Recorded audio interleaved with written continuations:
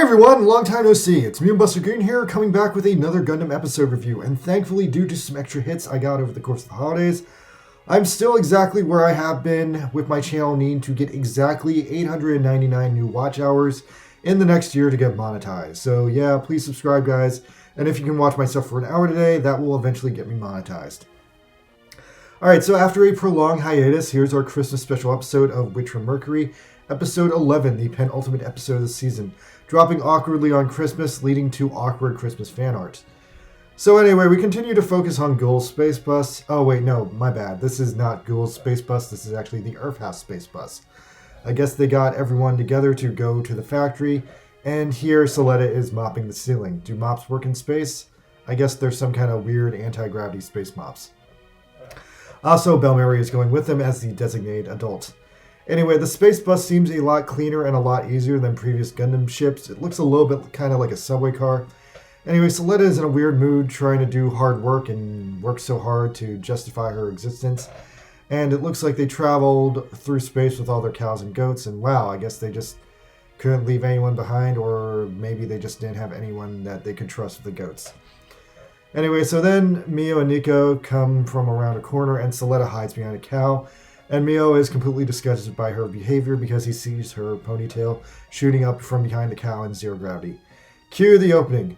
Oh hey, the opening's a little different today. The bad guy sisters are here now. What did they take out to add them? Mysterious.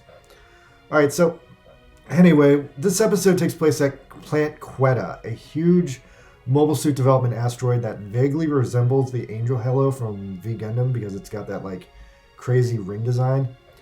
Anyway, Suletta is trying so hard to be a good worker, and she's trying to work so hard. And also she's subconsciously worried about being classified as useless because sexy Elon got under her skin and like fucked with her head. So what turns out to be a massive development, there's this weird hole in the asteroid. And it could potentially be a colony laser since we keep getting these subtle Zeta references. Anyway, so Lady Prospera and Delling Rembrandt have this conversation where Prospera asks Rembrandt to address her by her real name, Elnora Samaya. Now, Prospera also drops that Gundam Inc. is just a camouflage company for her true motivation, which is mysterious, and then she takes something out of her jacket, but Rajan, Delling's bodyguard, draws a gun on her. Now, Delling has Rajan stand down, and Prospera reveals that she has a USB drive, which she gives to Rembrandt for the purpose of completing something called Quiet Zero. Rembrandt says this is exactly what he planned to do, and Prospera gives him a slightly evil, of course it was, back to him.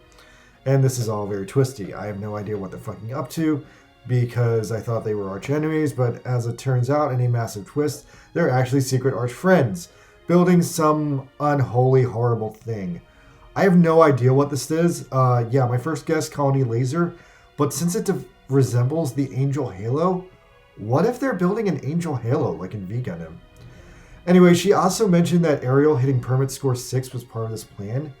So yeah, maybe it also has something to do with the permit scores. I'll speculate about that later. So we go back to girl Jaturk, who's still in a bus jacking situation. So the two Earth Gundam witches are named Noria and Sophie. Noria is an art ho girl, and she's really good at drawing. And Sophie is the girl who stalks Suletta on YouTube and is always watching YouTube on her WonderSwan. Now, the girl's got Ghoul and his crew all tied up, and they look completely pathetic except for Ghoul, who is like so sick of all the shit his life has been giving him lately that he's like willing to like fight for his life. And I suddenly realized that Ghoul told everyone his name was just Bob. That's so uncreative. Anyway, he gives the girls a lot of shit for having Jaturk brand mobile suits in their terrorist regime. So Sophie comes over and kicks him and tells him to shut up. And she pulls a gun on him and she's like ready to blow his brains out until her dad tells him not to.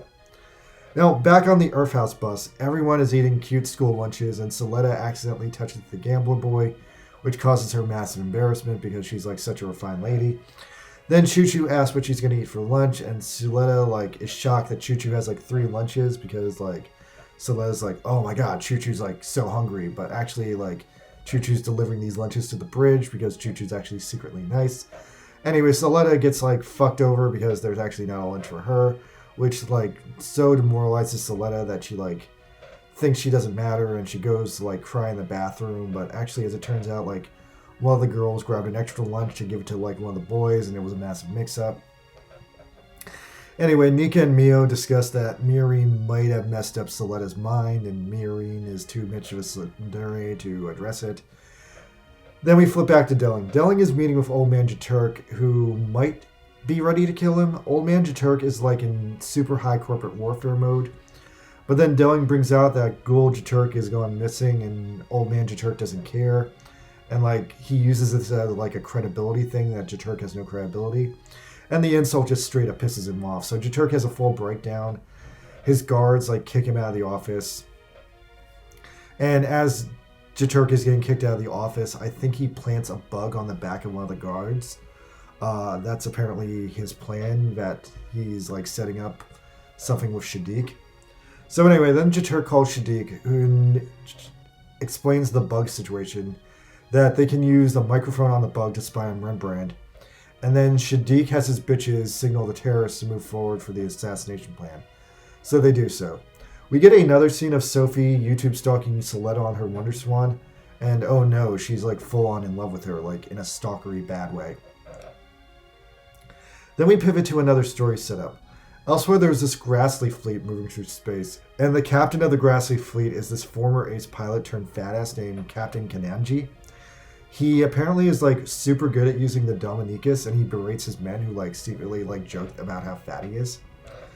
Anyway, the captain has gotten a transmission that one of the Jaturk ships is traveling out of order, and it's also traveling nearby them.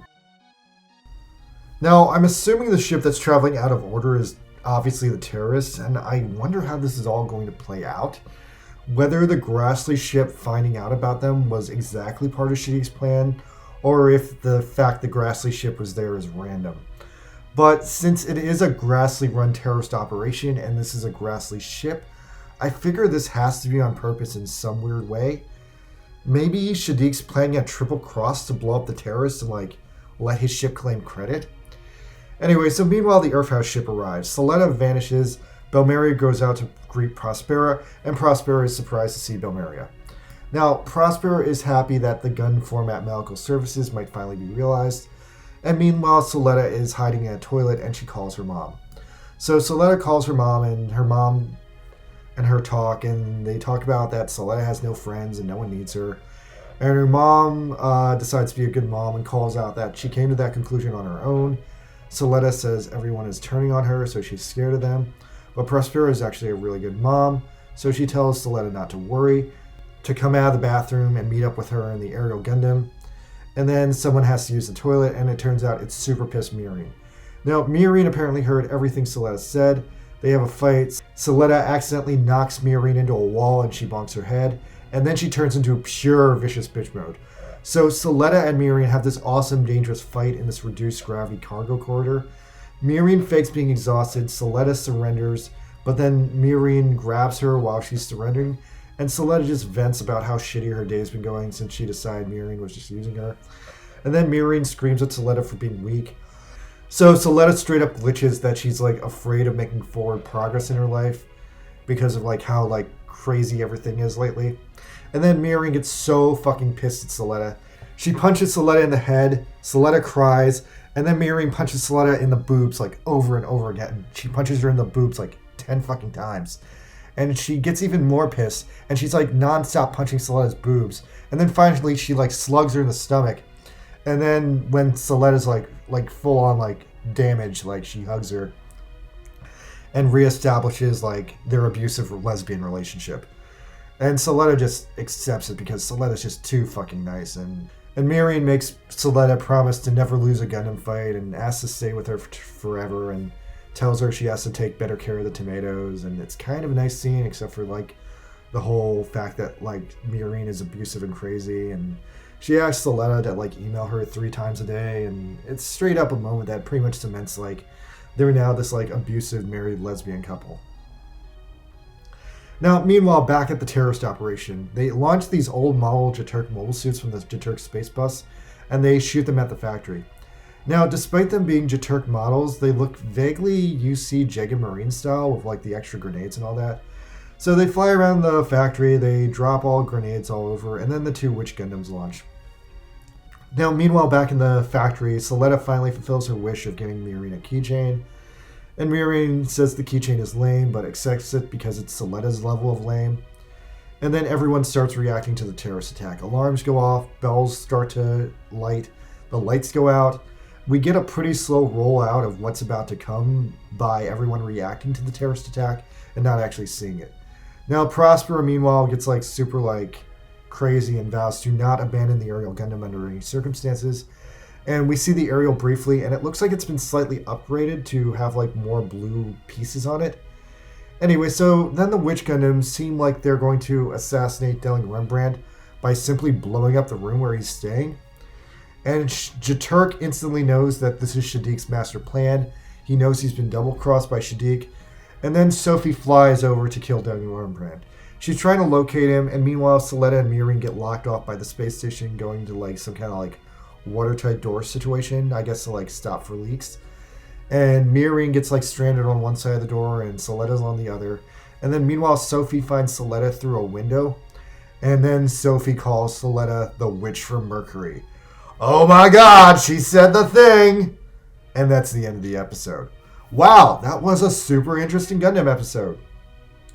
Alright, so we got some mad interesting Gundam plots going down. We got the terrorist girls. We got the Jaturk family being seemingly completely fucked up by this whole process. We got Lady Prospera secretly planning with Delling Rembrandt to do some horrible collab called the Quiet Zero, which might be a colony laser, but I think that's too cliche. I think because it looks like the Angel Halo, I think it's some kind of mass population mind control device. And otherwise, this was mostly an episode where Suletta was sad and self-deprecating for the whole episode, but then in the end, her and Miorine had this sensational zero gravity fight. And I love the fight, I love the episode, but I just gotta call out, there's some hypocritical gender bullshit here, because this is honestly one of the most violent, sensational lovers fights I've ever seen in any anime ever, and the only reason it even happened is because they're both girls. If a boy had done half of the shit in this episode that Miorine did, he would have been arrested. I guarantee you, I will never see an anime or a movie in history where a boy punches his girlfriend in the boobs 10 times, and then it's all good because they're in love. I'm a little bummed that the mobile suit fight started at the end of the episode, and even then they didn't really focus on it. So it ended in a really strategic way where only the bad guys have made any moves so far. But that's interesting because now literally anything could happen. They could wreck the place, the good guys could show up, you don't know. Anyway, despite that lovely A story with Suletta, the B story here is a mad typical tropey Gundam penultimate episode here. In fact, this episode was so tropey that I can pretty much perfectly predict some stuff I'm expecting to see in episode 12 from this one. Okay, everyone, get your bingo cards ready.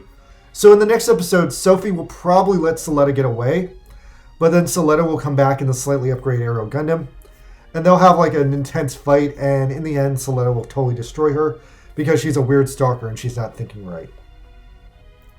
The Aerial Gundam will probably have a special upgrade that you'll only see in this next episode, and the upgrade will probably get destroyed in the same episode and never used again. Also, I think Old Man Jaturk is going to die and somehow forgive Ghoul Jaturk in the process before he does, but honestly, I'm not sure. It seems like really anything could happen to the Jaturk family in this next episode because they're definitely being set up to take the fall for Shaddiq's crimes, and that's interesting, but at the same time, since Old Man Jaturk knows Shaddiq committed the crimes, I think that only works if he dies, or if somehow he's silenced in a way that he can't live and tell on that secret to other people.